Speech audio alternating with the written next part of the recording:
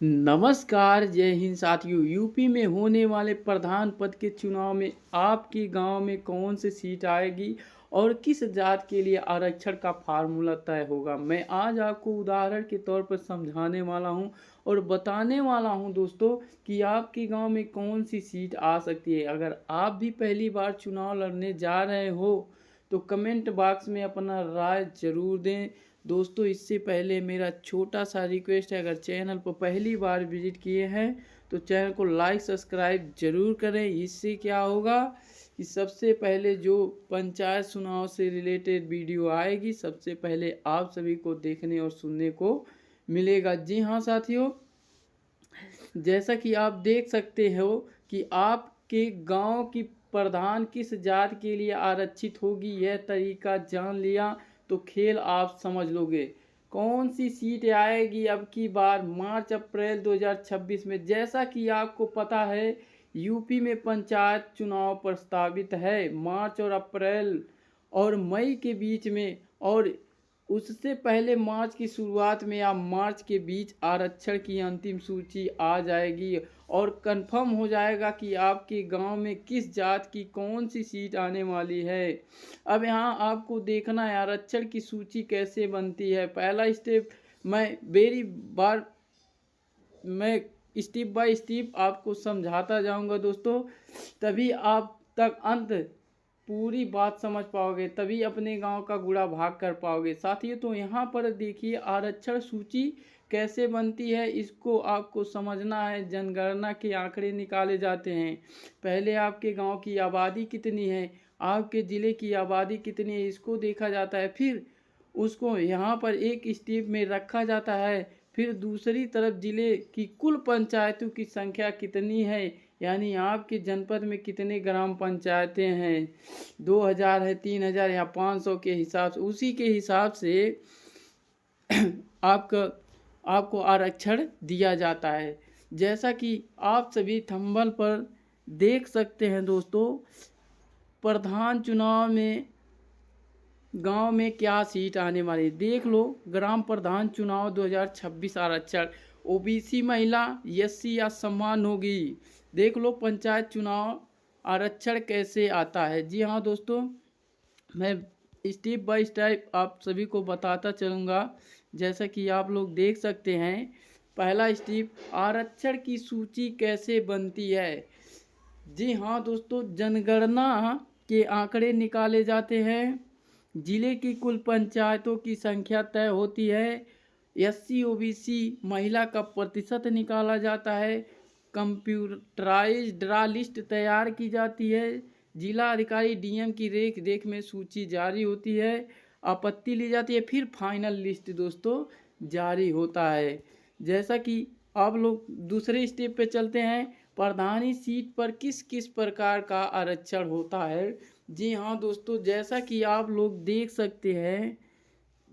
सकते हैं अनुसूचित जाति अनुसूचित जाति एससी आरक्षण। जिन गांवों में एससी जनसंख्या ज़्यादा होती है वहाँ एससी के लिए सीट आरक्षित की जाती है।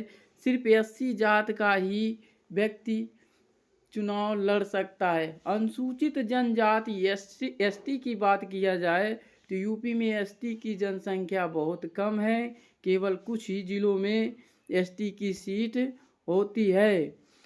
स्टेप थर्ड की बात किया जाए दोस्तों, आरक्षण तय करने का मूल आधार क्या होता है। आरक्षण तय करने के लिए मुख्य रूप से 3 बातें देखी जाती है। पहली बात की जाए तो गांव की जनसंख्या देखी जाती है।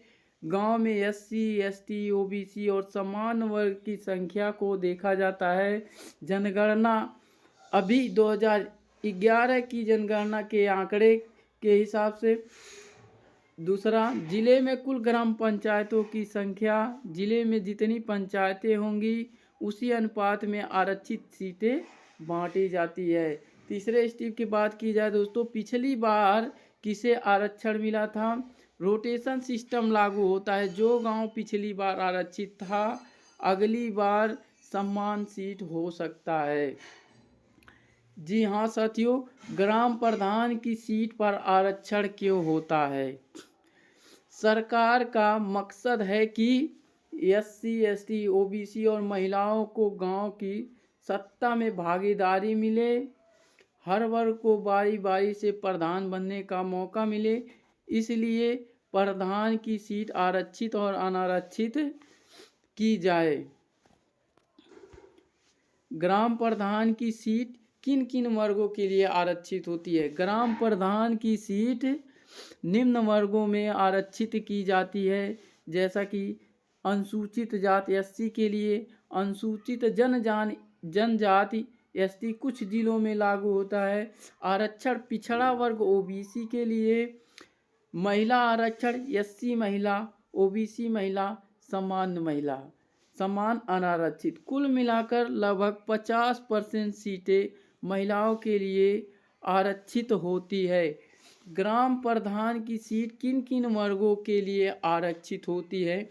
ग्राम प्रधान की सीट निम्न वर्गों में आरक्षित की जाती है, जैसा कि आप सभी देख सकते हैं। अनुसूचित जाति एससी, अनुसूचित जनजाति एसटी कुछ जिलों में आरक्षण पिछड़ा वर्ग ओबीसी को दिया जाता है, महिला आरक्षण एससी महिला, ओबीसी महिला, सामान्य महिला, समान अनारक्षित। कुल मिलाकर लगभग 50% सीटें महिलाओं के लिए आरक्षित होती है। जी हाँ साथियों, अब 2026 में क्या सीट आ सकती है? संभावित है, क्योंकि 2021 में ओबीसी थी, आरक्षण रोटेशन नियम लागू होता है। महिलाओं को 50% आरक्षण देना जरूरी है, इसलिए 2026 पूर्व में रामपुर गांव की सीट इनमें से कोई एक हो सकती है। उदाहरण के तौर पर हम देखेंगे कि पहला ओबीसी महिला, दूसरा सामान्य महिला। ओबीसी पुरुष सीट अपने संभावना कम होती है, क्योंकि पिछली बार वही वर्ग आया था।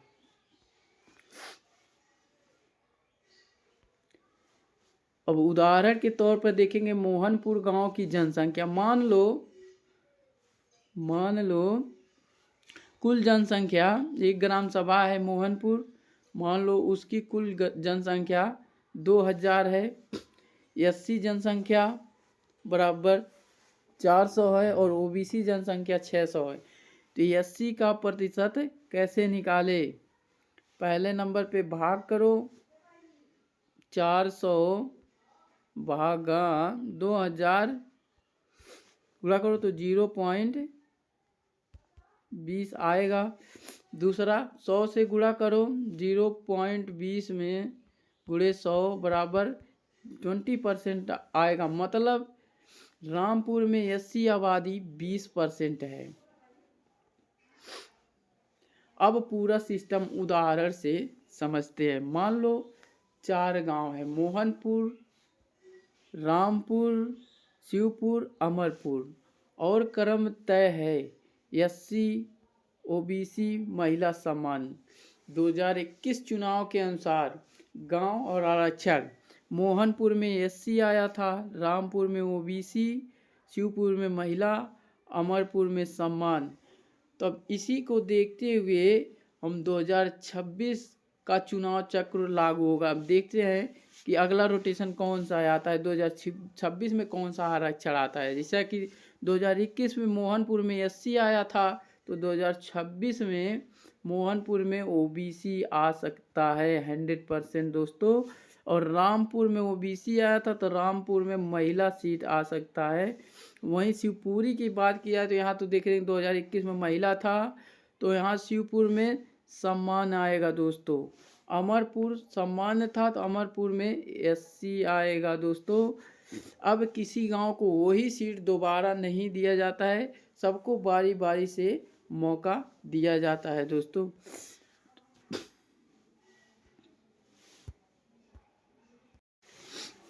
आई होप दोस्तों वीडियो पसंद आया हो तो चैनल को लाइक और सब्सक्राइब जरूर करें। फिर मिलते हैं किसी और वीडियो के साथ, तब तक के लिए धन्यवाद। जय हिंद, जय भारत।